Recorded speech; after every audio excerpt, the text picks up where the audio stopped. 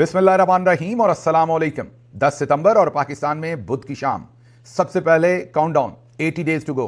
80 दिन रह गए हैं फील्ड मार्शल आसिम मुनीर की रिटायरमेंट और मुल्क में नए आर्मी चीफ के आने में। सबसे पहले आपको लेकर चलते हैं नेपाल, जहां की खबरों ने फील्ड मार्शल आसिम मुनीर और उनके साथियों को कर रखा है नढाल। उनको परेशानी यह है कि अगर यही सब कुछ यहां हो गया तो हमने एयरलिफ्ट कैसे होना है, क्योंकि वहां से अब जो वीडियोज आ रही हैं खौफनाक भी हैं।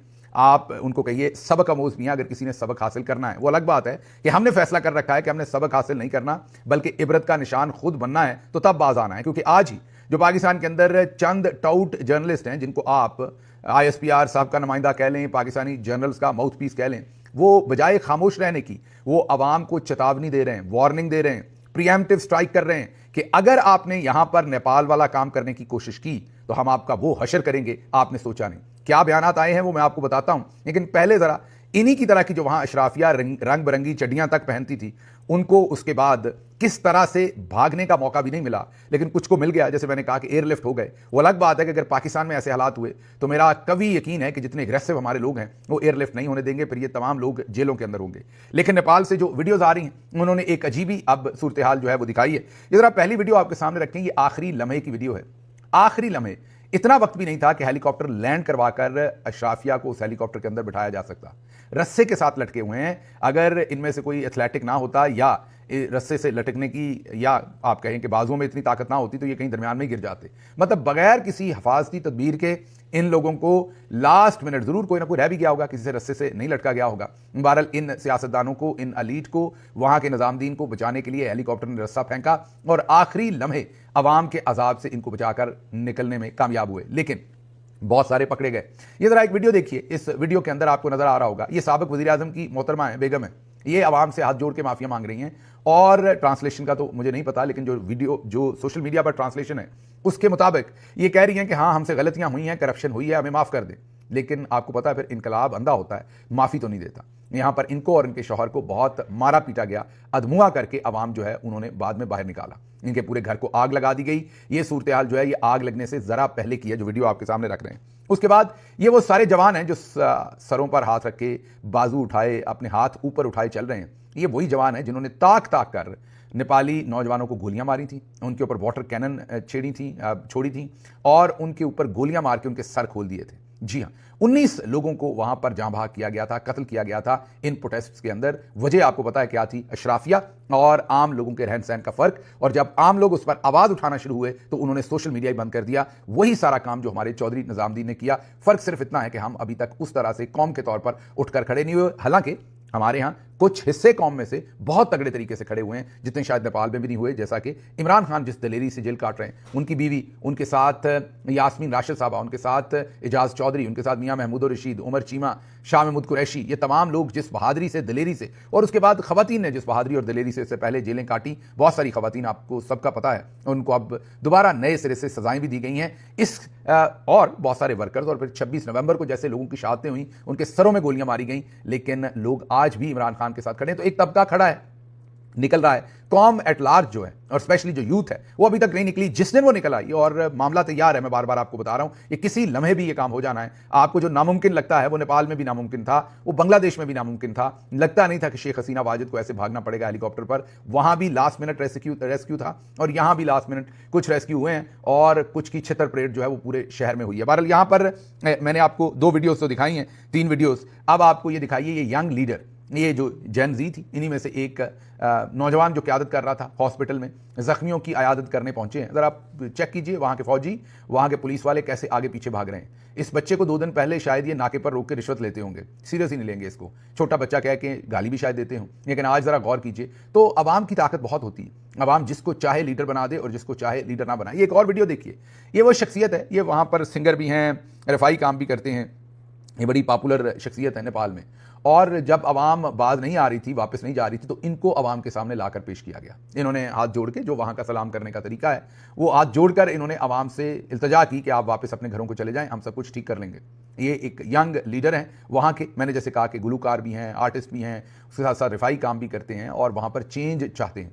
अब हो सकता है ये अगले वज़ीर आज़म भी बन सकें, हो सकता है कोई और बने, देखते हैं वहाँ पर क्या होता है आने वाले दिनों में। लेकिन यहाँ से सबक क्या है कि जब आवाम निकल आती है, बिभर जाती है, तो फिर आपको जो उनका मकबूल लीडर होता है उसी से अपील करवानी पड़ती है। अगर आज आवाम पाकिस्तान में बाहर निकल आई तो फिर फील्ड मार्शल आसिम मुनीर साहब तो मेरा ख्याल रिक्वेस्ट नहीं कर सकेंगे, शायद साहिर शमशाद साहब को इमरान खान साहब से रिक्वेस्ट करनी पड़े कि आप आकर पब्लिक को कहें कि वो थम जाए, और उस वक्त पब्लिक सिर्फ मकबूल लीडर को सुनेगी। इसलिए फील्ड मार्शल साहब आपको चाहिए कि मकबूल लीडर की हिफाजत करें, वो आपकी ज़िंदगी की भी हिफाजत है मुश्किल वक्त के अंदर। इस बात को समझिए कि मकबूल लीडर जो होते हैं वो कौमों को इकट्ठा करते हैं, कौमों के अंदर सीमेंट का काम करते हैं, उनकी हिफाजत कीजिए, ना कि उनकी ज़िंदगी को जो खतरात हैं वो आपसे जुड़े हुए हों और वो बार बार जेल से कहें कि उन्हें आपसे खतरा है, आप उनकी ज़िंदगी को जो है वो खतरात ला रहे हैं या ला सकते हैं।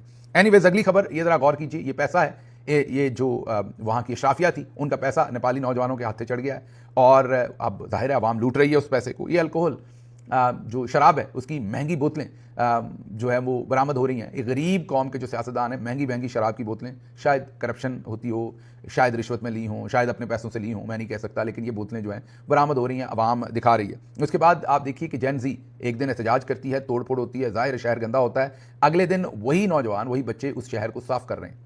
जैसे ही वो सारी जो आवाम की एक आप ये कहिए कि एहतजाज है वो ख़त्म होता है, तो अब वही बच्चे सड़कों पर हैं और शहर को साफ कर रहे हैं। ये वो सिविक सिटीजनशिप है। अगर पाकिस्तान में आ गई, पाकिस्तान के नौजवान ने इस चीज़ को सीख लिया और मामलात को अपने हाथ में ले लिया, तो वही इनकलाब वहीं से शुरू होगा, तब्दीली वहीं से शुरू होगी। जब तक पब्लिक एट लार्ज, स्पेशली हमारे नौजवान नहीं जागते और वो VPN लगाने पर तैयार हैं। नेपाल के लोगों को भी VPN का पता होगा, ज़रूर होगा। उनका जब इंटरनेट बंद किया गया, ऐप्स बंद की गई, तो उनको भी समझदारों ने समझाया होगा कि चलें आप VPN लगा लें। नेपाल के लोगों के पास 2 ऑप्शन थे, 100 जूते खाएं, 100 प्याज खाएं, मतलब VPN लगाकर इंटरनेट चलाएं या जूता उतार लें। उन्होंने VPN डाउनलोड करने की बजाय जूता डाउनलोड कर लिया और वो जूता हाथ में पकड़ लिया और चढ़ गए पब्लिक के पीछे। अब सोचें अगर पाकिस्तान में भी इसी तरीके से आवाम VPN डाउनलोड करने की बजाय जूता डाउनलोड कर लें और चढ़ जाएं ये सारे VPN लगवाने वालों के पीछे, तो रातों रात क्या होगा। लेकिन इसका इलाज किया गया है और इसके इलाज में अब पाकिस्तानी जो जर्नल्स हैं, उनके जो नुमाइंदे हैं टेलीविज़न पर, उन्होंने वापस जवाब दिया है। रावी एक शख्सियत को कहते हैं, है तो गंदा नाला, लेकिन कह रावी देते हैं, चलें मर्जी उनकी।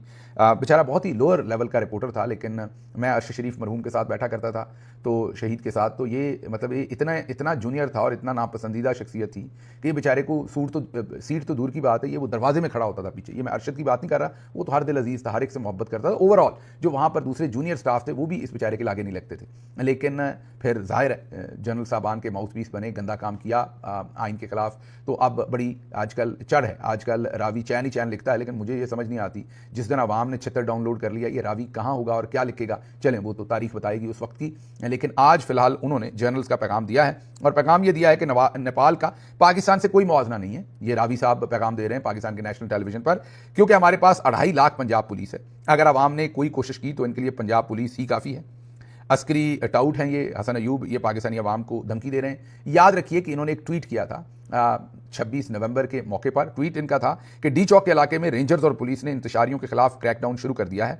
इंतशारियों और फसादियों की 100 से ज़ायद गाड़ियों को नुकसान पहुंचाया गया है और इतनी ही तादाद में फसादियों के सर खोल दिए गए हैं। उस वक्त लोगों को समझ नहीं आई, बाद में इस ट्वीट की समझ आई कि सरों में सीधी गोलियां मारी थी रेंजर्स ने और दूसरे फौजी दस्ते जो वहां पर मौजूद थे उन्होंने, और वाकई सर खोल दिए थे 100 से ज़्यादा पाकिस्तानियों के, और अभी तक उनकी लाशें जो हैं वो नहीं मिली। पता नहीं किसको कहाँ दफन किया गया है, किसको कहाँ गायब किया गया है। जिन 15-20 की मिली या 25 की मिली, उनको जाहिर है उनके अजीज़ जो थे उन्होंने दफन किया, बाकियों का कोई पता नहीं चला। तो ये वो शख्सियत है। आज ये बता रहे हैं कि 2.5 लाख पाकिस्तान के पास पुलिस है। वैसे तो जाहिर है 6-7 लाख फौज भी है, लेकिन ये यकीन रखिए कि अगर 25 करोड़ में से 50 लाख पाकिस्तानी भी बाहर आ गए तो ये 2.5 करोड़ क्या 2.5 लाख क्या 10 लाख भी अगर पुलिस हो तो कुछ सामने नहीं टिकता। मसला हमारा सिर्फ ये है कि हम 40-50 हज़ार से ज़्यादा किसी एक जगह पर निकलते नहीं हैं। जिस दिन हम 40-50 हज़ार को छोड़ के 2-3 लाख लोग भी एक जगह पर निकल आए तो मामला बदल जाएगा। अच्छा, अब ज़रा चलते हैं दूसरी वीडियोज़ की तरफ। ये वीडियोज़ हैं जो नेपाली यूथ अब सोशल मीडिया के ऊपर लगा रही है और दिखा रही है कि वहाँ पर जो पॉलिटिशियंस थे, वहाँ के जो चौधरी निज़ामुद्दीन थे, वहाँ की जो अशराफिया थी, उनके बच्चे किस तरह की लेविश ज़िंदगी गुजार रहे थे, वो उनके ब्रांड्स को और उन सब चीज़ों को दिखा रही हैं। हम पहले भी आपको दिखा चुके हैं, लेकिन अभी इस खबर को करने का मकसद क्या है, ये भी एक बहुत उम्दा तरीका है। उसकी वजह यह है कि ये जितने भी बाबू बैठे हुए हैं, ब्यूरोक्रेट्स हैं या जर्नल्स हैं या सियासतदान, ये जो करप्शन करते हैं, खुद तो ये 50 की रेंज में होते हैं। खुद तो पाकिस्तान में कोई यूनिफॉर्म पहन के फिरता है, कोई सूट पहन के फिरता है। इनके पास लूटने के अलावा वक्त ही नहीं होता, तो ये कहाँ से, सवाए बाजी को एक आदत है कि वो शो ऑफ करती हैं अपनी चीज़ों को। बाकी लोगों के पास तो वक्त नहीं है। ये ऐसे ही है, किसी को कहा जाए कि सोने की कान में घुस जाओ और तुम्हारे पास 1 घंटा है, जो मर्जी लूट लो, तो आपको लगता है कि वो 1 घंटे में बैठकर पानी शानी पिएगा या कोई इंजॉय करने की कोशिश करेगा? नहीं, वो सारे घंटे को इस्तेमाल करेगा लूटने के लिए। यही हाल इनका है। इनको पता है कि इनके पास वक्त कम है, इसलिए ये लोग तो सोते भी नहीं है ज़्यादा। यकीन कीजिए, ये सोते भी चंद घंटे हैं, क्योंकि इन्होंने लूटना होता है। ये अपना ज़्यादातर वक्त लूटने में मसरूफ रहते हैं, इसीलिए आपको ये उस तरीके से पैसा खर्च करते नजर नहीं आते। तो फिर पैसा खर्च कौन करता है? इनकी औलादें, इनके बीवी बच्चे, इनकी औलादें। लेकिन हमारे यहाँ एक आप जनाब का कल्चर बना रखा है। हमारे यहाँ एक बात कर रखी है कि आपने कभी भी खानदान के ऊपर कोई बात नहीं करनी, बिल्कुल नहीं करनी चाहिए, ज़ातियात पर बात नहीं करनी चाहिए। लेकिन अगर कोई शख्स जिसकी तनख्वाह 70,000 है, 1 लाख है, 1.5 लाख है, 2 लाख है, 3 लाख है, उसका बच्चा ऐसी यूनिवर्सिटी में पढ़ रहा है जहां पर वो 3 करोड़ साल की फी दे रहा है, तो ये खानदान पे बात नहीं है, ये आपको सवाल पूछना चाहिए। आपको ये भी देखना चाहिए उसका बच्चा वहां पर कौन सी गाड़ी चला रहा है, उसका बच्चा किस अपार्टमेंट में रह रहा है, इसी तरह उसकी बीवी के पास कौन से बैग्स हैं, कौन सी ज्वेलरी है, कहाँ से उन्होंने इतनी महंगी घड़ियां खरीदी हैं, झुमके कहाँ से खरीदे हैं। ये सवाल कौम को पूछना चाहिए। लेकिन हमारे यहाँ आप जनाब के नाम पर नहीं, खानदान पर बात नहीं करनी है। इशराफिया का सिखाया हुआ आपको सबक है। और ये इसी चक्कर के अंदर जो ज़रा सी बात करता है उसे बदतमीज़ कहते हैं, उसे रवादारी की कमी कहते हैं, उसमें इखलाकियात की कमी कहते हैं। और ये सारे जो कवानीन है पाकिस्तान में बनाए हुए, कवानीन का मतलब असूल है, समाजी ज़ाब्ते हैं, समाजी डूज एंड डोंट्स हैं, ये इस अशराफिया ने अपने फ़ायदे के लिए बनाए हुए हैं। बच्चों को बाहर रखें, बिल्कुल बाहर रखें, किसी के बच्चे को इन्वॉल्व ना करें। लेकिन जब ये अपने बच्चों को अभी अंडों से नहीं निकलते और पार्टीज़ के चेयरमैन बना देते हैं, जैसे बिलावल जरदारी, तो आप उन बच्चों को कैसे छोड़ेंगे? आज आप कहते हैं हमारी भी बच्ची आसफा भुट्टो, लेकिन कल को उसने, और आज ही बल्कि वो आपके कौमी पैसे के ऊपर फर्स्ट लेडी बनी हुई हैं और उसका प्रोटोकॉल एंजॉय करती हैं। आपने मुखालिफ उम्मीदवार को ही अगवा करवा लिया और बिला मुकाबला जीतकर असेंबली में पहुंच गई। लेकिन बच्चों को बाहर रखें, बच्चों पर बात ना करें। ये इनका तरीका वारदात है। कब इनके बच्चे बड़े बड़े अजदहे बन जाते हैं आपको पता ही नहीं चलता। छोटे होते ही उनको बचा के रखते हैं कि बच्चों पे बात ना करें, जैसे वो अजदहे बन जाते हैं तो आपको खाना शुरू कर देते हैं, और फिर उनके बच्चे आ जाते हैं और फिर बच्चों पर बात ना करें।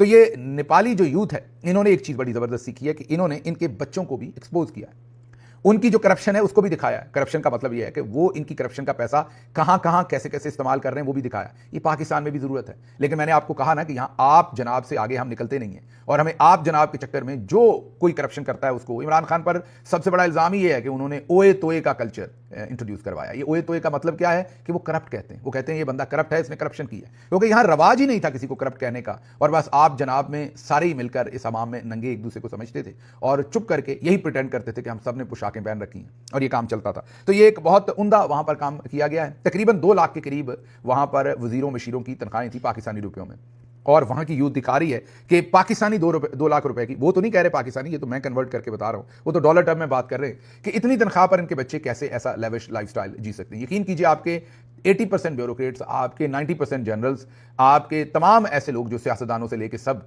इनकी औलादों का सिर्फ आप रहन सहन निकाल लें तो ये कभी उसे जस्टिफाई नहीं कर सकते। आगे अगर पाकिस्तान की सूरत हाल देखें तो पाकिस्तान में इस वक्त पहली बार गुर्बत की शरह 50% से नीचे जाने का इम्कान है। ये डॉक्टर हफीज पाशा, पाकिस्तान के बहुत ही मोहतरम और बड़ा नाम है इकॉनमी में, ये वो फरमा रहे हैं। और इमरान खान के ज़माने में हमने इसको रिवर्स गियर लगाया था, 40 से 35% की तरफ लेकर आए थे। अब 35 से ये वापस 50 को क्रॉस कर गया। अफ्रीका के मुल्कों की सूरत हाल बन रही है, मैं नहीं, डॉक्टर हफीज पाशा कह रहे हैं। पाकिस्तान के अंदर आधी से ज्यादा आबादी गुर्बत की लकीर से नीचे। आप में से 90% लोगों को नहीं पता गुर्बत से नीचे का मतलब क्या है। गुर्बत से नीचे का मतलब यह है कि एक वक्त का खाना है, दूसरे वक्त का पता नहीं है, आपको नहीं पता कि आपने क्या खाना है। इसको गुर्बत की लकीर से नीचे होना कहते हैं।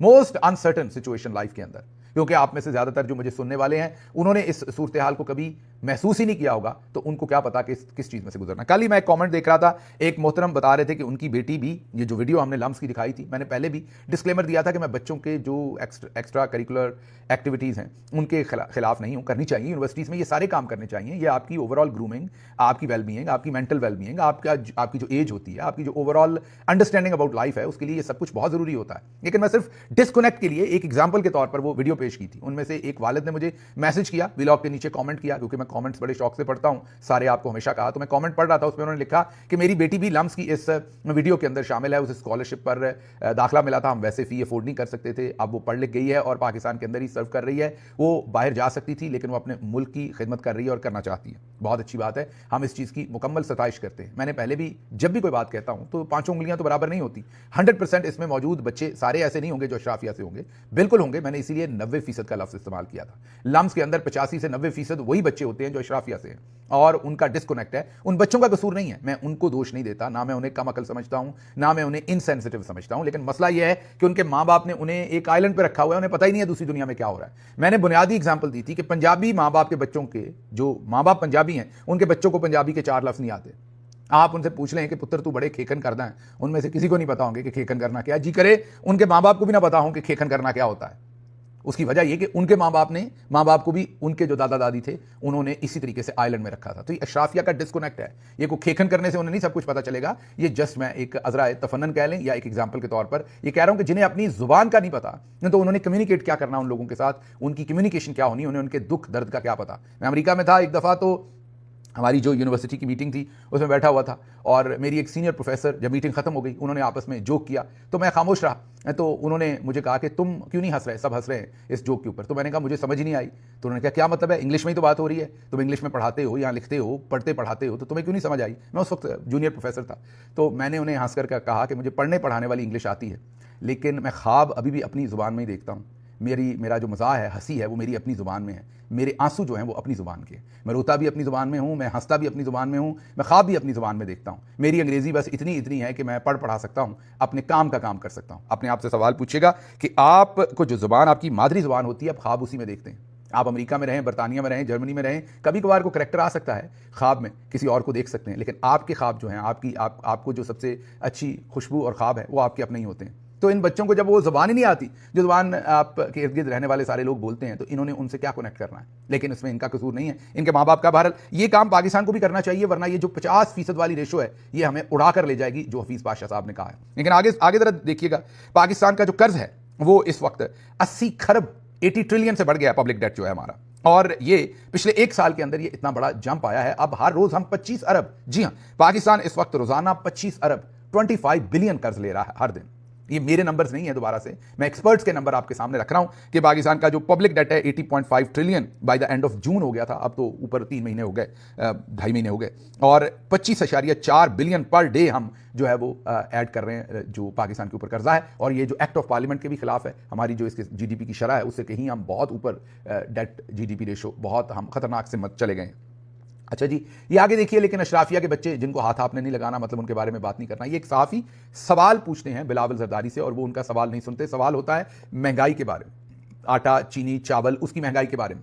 बिलावल जरदारी सवाल इग्नोर करके चलते हैं, तो पीछे से वो पख्तून शायद रिपोर्टर है, वो कहता है मुंह से कि आपने पख्तून सहाफ़ी का सवाल नहीं लिया। तो उसका जवाब ये नहीं देते कि मैं जल्दी में हूं या मैं दोबारा ले लूंगा। उसका जवाब, उसका तमस्खर उड़ा के रोने की एक्टिंग करते हैं बिलावल जरदारी। अब इनको मैंने कहा ना कि हमारे ख्वाब, हमारे रोने, हमारे हंसने सब इन लोगों से फ़र्क हैं, क्योंकि बिलावल जरदारी यकीनन अंग्रेज़ी में ख्वाब देखते हैं, अंग्रेज़ी में रोते हैं, अंग्रेज़ी में हंसते हैं, उनके जोक्स भी अंग्रेज़ी के हैं। वो ज़्यादातर लोगों को तो ये समझ ही नहीं आई होगी कि वो ये क्या कर रहे हैं, रोने की शक्ल बनाकर उसका तमस्खर उड़ा रहे हैं। और क्योंकि मैंने आपको बताया कि ये अशराफिया हैं और ये वेस्टर्न माइंडसेट है, वेस्टर्न कल्चर है, उसी में रहते हैं, पाकिस्तान में भी उसी में एक्सप्रेशन देते हैं। लेकिन आज किसी सहाफ़त का जो अमामा है उसको हाथ नहीं पड़ा, किसी सहाफ़ी की पग को हाथ नहीं पड़ा, किसी सहाफ़ी की दस्तार को हाथ नहीं पड़ा, सब खामोश है। सब इस टाइम ठंडे, अगला लफ्ज़ आप खुद लगा लीजिए, उस तरीके से बैठे हुए हैं और कोई एतराज़ नहीं करेगा। लेकिन अलीमा खान को अगर एक सहाफ़ी नमा बहरूपिया कहेगा कि तुम्हारी औकात क्या है, अलीमा खान को ये कहा जाएगा, एक बुजुर्ग खातून को, तो उस पर तमाम सहाफ़ी जो हैं वो उठ खड़े होंगे। और अगली खबर भी हमारे पास यही है कि अब बैरिस्टर गौहर साहब ने तैयब बलूच से माफ़ी मांगी है कि आपके साथ जो कुछ हुआ है हमें माफ़ कर दें। ये एक डेवलपमेंट है। ये मुझे समझने की क्यों मांगी है, क्योंकि ये सहाफ़ी नहीं है और जो इसके अल्फाज थे, इसको तो अपने जिस तरह की हरकतें कर रहा है, इसको तो अपने पैदा होने पर माफ़ी मांगनी चाहिए कि इस तरह की गलाजत इस दुनिया के अंदर ये बंदा बखेर रहा है। इससे किसी ने क्या माफ़ी मांगी, इसको तो अपने होने पर माफ़ी मांगनी चाहिए माजरत के साथ। ये जिस तरीके से बुजुर्ग खवातीन के साथ बात करता है, पहले इमरान खान के साथ इसने इसी तरह से बदतमीजी की। लेकिन बहरहाल बैरिस्टर गौहर साहब ने इन्हें कहा कि जो आपके साथ गलत हुआ है हम उस पर माजरत चाहते हैं, उन्होंने इनसे माफ़ी मांगी है। फिर सेनेट की कायमा कमेटी इतलात व नशरियात के अरकान ने भी तैयब बलूच को बुला लिया है। जाहिर है पीछे मेजर साहब, कर्नल साहब ने वटा दिया हुआ है कि इनको बुलाएं, जरा इस मामले को बड़ा करें। तो सेनेट की जो कायमा कमेटी इतलात व नशरियात है वो भी बुला रही है।